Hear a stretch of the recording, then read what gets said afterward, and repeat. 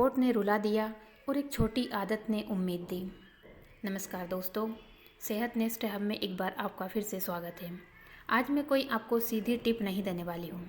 आज मैं आपको एक कहानी सुनाने वाली हूँ, क्योंकि कई बार हमारी ज़िंदगी में हमें कहानी वो सिखा देती है जो सलाह नहीं सिखा पाती। ये कहानी है सीमा की। सीमा आंटी एक आम सी महिला है। घर, परिवार, बच्चों की जिम्मेदारी में वह खुद को कहीं पीछे छोड़ चुकी थी।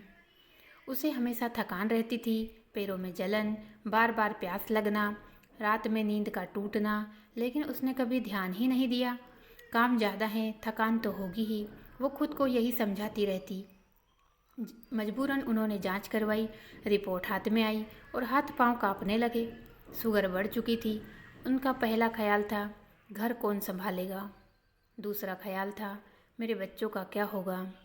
आंसू रोककर डॉक्टर के पास बैठी रही। डॉक्टर ने दवा लिखी और कहा, खान पान और लाइफ स्टाइल बदलना होगा। सीमा घर आई। दवाइयों को देखकर उसकी आंखें भर आई।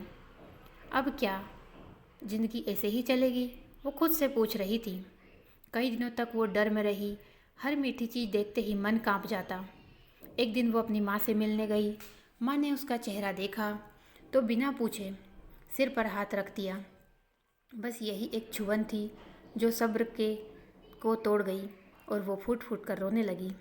माँ ने शांत होकर कहा, बेटा, डर से बीमारी और बढ़ती है।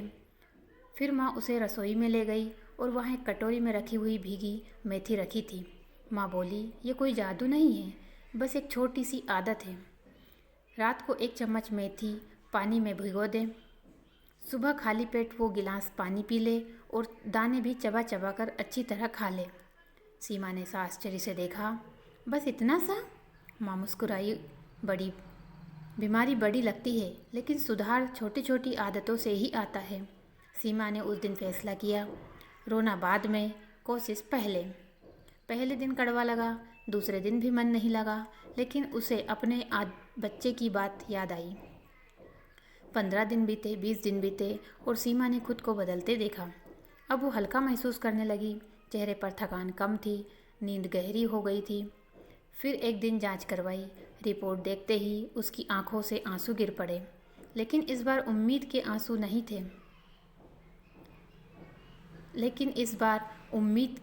थे। शुगर कंट्रोल में आ रही थी।